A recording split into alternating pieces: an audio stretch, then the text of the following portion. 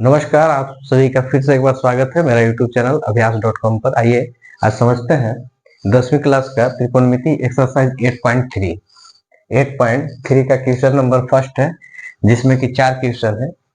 ये जो चैप्टर है बहुत ही आसान है, बस एक फार्मूला आपको याद होना चाहिए। और एक फार्मूला क्या है, सबसे पहले फार्मूला को देखेंगे और उसके बाद एक एक करके प्रश्न को हल करेंगे। तो देखिए, इसका फार्मूला है, आपको याद रखना है, साइन 90 डिग्री माइनस थीटा बराबर कॉस थीटा, पहला। दूसरा फॉर्मूला है कि कॉस 90 डिग्री माइनस थीटा बराबर sine theta, tan 90 degree minus theta बराबर होता है cot theta, cot 90 degree minus theta बराबर tan theta, sec 90 degree minus theta बराबर होता है कोसेक थीटा, और कोसेक 90 डिग्री माइनस थीटा बराबर होता है सेक थीटा। ये 6 फॉर्मूला है। अगर ये 6 फॉर्मूला जिनको याद है वो चैप्टर बिल्कुल आसानी से बना सकते हैं। इसको याद कैसे रखना है, 90 डिग्री माइनस थीटा सबके पास, सब जितने भी त्रिकोणमिति निष्पत्ति हैं वो सबके साथ होगा। सिर्फ हमको याद कैसे रखना है, इसको किस फॉर्म में याद रखेंगे। तो देखिए, एक चीज इसमें कॉमन है। क्या कॉमन है, देखिए, sine cos tan cosec sec cot. अब ध्यान से देखिएगा, तो साइन के साथ क्या आया, कॉस। तो हमें सिर्फ इतना याद रखना है कि साइन का क्या होता है, तो कॉस होता है। कॉस का क्या होगा, तो साइन होगा। उल्टा, साइन का कॉस तो कॉस का साइन। उसी तरह से देखिए, टेन का कॉट तो कॉट का टेन, उल्टा हो रहा है। सेक का कोसेक तो कोसेक का सेक। तो हमें सिर्फ इतना याद रखना है कि साइन का कॉस तो कॉस का साइन, टेन का कॉट तो कॉट का टेन, सेक का कोसेक तो कोसेक का सेक। यानी कि 6 में यदि आपको 3 याद है तो 3 अपने आप आपको याद हो जाएगा। ठीक है। अब मुख्य एक और यहाँ पे समस्या आता है बच्चों को। क्या समस्या आता है कि यहाँ पे लिख देगा कि साइन 90 डिग्री माइनस ए, तो क्या लिखे, अरे भाई यहाँ थीटा के जगह पर ए है तो साइन का क्या होता है कॉस, और थीटा के जगह पर ए है तो ए, कुछ दिक्कत नहीं है। यहाँ पे मान लीजिए लिख दिया साइन 90 डिग्री माइनस राम, तो क्या लिखेंगे, साइन का क्या होता है कॉस और यहाँ राम है तो राम। मतलब यहाँ पे जो रहेगा थीटा वो उसी को हमको आगे लिखना है। अगर कहीं आ गया कि टेन 90 डिग्री माइनस 4a, तो कुछ नहीं लिखना है, टेन का कॉट और यहाँ क्या है 4a, तो उठा के रख देंगे 4a। मतलब कि थीटा के जगह पे जो रहता है उसी को उसके आगे लिख दिया जाता है। बस ये कॉन्सेप्ट क्लियर होना चाहिए कि यहाँ कुछ भी रहे, बस ये याद रखना है कि साइन का क्या होता है कॉस होता है, कॉस का क्या होता है साइन होता है। ठीक है। अब उसके आगे क्या लिखा जाए, तो आगे जो चीज यहाँ लिखा हुआ रहेगा, जो मान दिया हुआ रहेगा उसको यहाँ रख देंगे।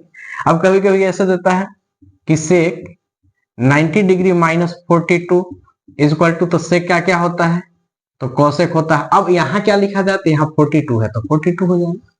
समझ में आ रहा है। अब यहाँ पे मान लीजिए दे दिया कि टेन 90 डिग्री माइनस 48, तो क्या होगा, टेन का क्या होता है कॉट और यहाँ 48 है तो यहाँ 48।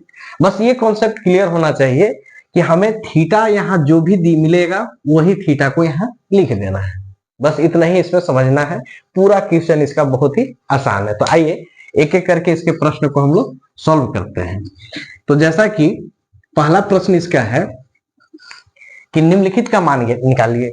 पहला है साइन 18 डिग्री बट्टा कॉस 72 डिग्री, दूसरा है टेन 26 डिग्री बट्टा कॉट 64 डिग्री, फिर है cos 48 degree minus sine 42, cosec 31 minus sec 59।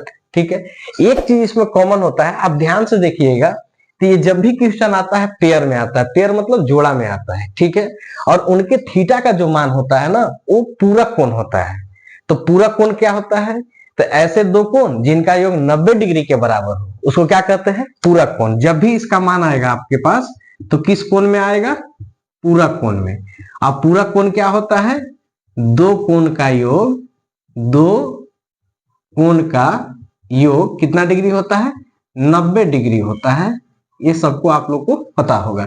जैसे अगर मान लेंगे ए कोण एक है और एक कोण बी है, तो इसका योग कितना होना चाहिए 90 डिग्री। इसी को हम क्या कहते हैं पूरा कोण कहते हैं। अब ये नहीं पता है कि ए कितना है बी कितना है, लेकिन ये चीज पता है पूरा कोण में कि दोनों को जोड़ेंगे तो उसका वैल्यू कितना आना चाहिए 90। तो जब भी आप कहीं भी इस सूत्र का क्वेश्चन आप देखेंगे तो जब भी उसका मान दिया हुआ रहेगा वो पूरा कोण होता है। जैसे देखिए यहाँ 18 72 90, 26 64 90, 48 42 90, 31 59 90, जब भी जहां भी आपको मिलेगा तो पूरा कोण के फॉर्म में मिलेगा। ठीक है, अब देखिए इसका पहला प्रश्न करते कैसे हैं। जैसे पहला है कि साइन 18 बटा कोस 72। तो अब इसमें करना क्या है कि हमेशा याद रखना है कि पेयर में आएगा जोड़ा में, एक को बदलना है और एक को छोड़ देना है। जैसे ऊपर साइन 18 है तो देखिए साइन, अब ये सोचना है कि 18 को हमको चेंज करना है 90 डिग्री के फॉर्म में। तो यदि हम 90 में से 72 घटा दें तो 18 मिल गया। मतलब इस साइन 18 और 90 माइनस 72 में कोई अंतर नहीं है, क्योंकि जब आप 90 में से 72 घटाएंगे तो पुनः आपको 18 ही मिलेगा। ठीक है, और एक ठो को जब ऊपर वाले को चेंज किए हैं तो नीचे वाले सेम रहेगा। cos 72 है तो cos 72। ठीक है, समझ में आ रहा है। एक को चेंज किए एक को छोड़ दिए। यहाँ पे ये ध्यान रखना है कि यहाँ हम 18 ही लिखे हैं, क्योंकि 90 में से जब 72 को घटाएंगे तो 18 ही मिलेगा। क्यों लिखे, क्योंकि हमको सूत्र चाहिए।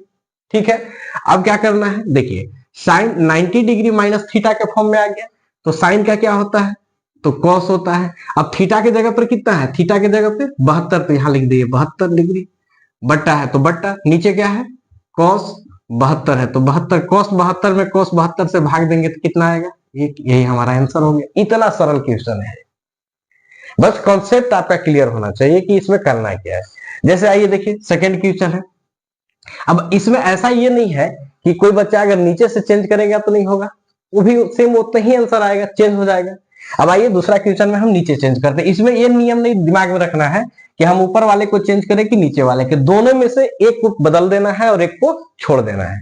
जैसे ये देखिए tan 26 डिग्री, तो इसको ऐसे ही लिख देते हैं tan 26 बट्टा, अब यहां लिखते हैं cot, अब क्या है 64। तो यदि हम 90 में से 26 को घटा दें तो 64 मिल जाएगा। 90 में से 26 को घटा दे तो क्या मिल जाएगा 64। और इसके लिए भी अलग से सोचना नहीं है, आप ध्यान दीजिएगा।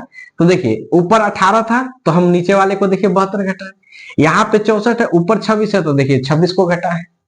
कहीं से अलग से कुछ दिमाग इसमें नहीं लगाना है, बस आपको फॉर्मूला याद होना चाहिए। अब देखिए आगे क्या होगा, तो tan 26 का तो tan 26 ही रहेगा, बटा कोट का क्या होता है तो tan होता है। थीटा के जगह पर क्या है यहाँ 26, तो यहाँ भी हो जाएगा 26, काट दीजिए कितना आएगा एक, आंसर। समझ में आ रहा है। अब आइए देखिए इसको कैसे चेंज करना है। इसमें भी दो फॉर्म है, दो पार्ट में है, एक को चेंज करेंगे एक को छोड़ेंगे। मान लीजिए कि अगर कॉस को चेंज करना है तो यहाँ लिखेंगे कॉस 90 में से 42 अगर हम घटा देते हैं, 90 में से 42 घटा देते हैं तो पुनः 48 प्राप्त होगा। इसको हम चेंज कर दिए तो माइनस, तो माइनस इसको नहीं चेंज करेंगे, यहां लिख देंगे साइन 42। ठीक है, अब देखिए कॉस का क्या होता है तो कॉस का होता है साइन, और थीटा के जगह पर क्या है 42, माइनस यहां भी है साइन 42, साइन 42 में साइन 42 जाएगा तो क्या आएगा 0। यही हमारा आंसर होगा। समझ में आ रहा है कैसे बना रहे हैं। अब इसमें भी नहीं है कि पहला पद को चेंज करें कि दूसरा, किसी को भी आप चेंज करते हैं। आइए इसमें देखते हैं दूसरा को चेंज कर देते हैं। जैसे देखिए यहां है कि कॉसेक 31 डिग्री, इसको छोड़ दिए।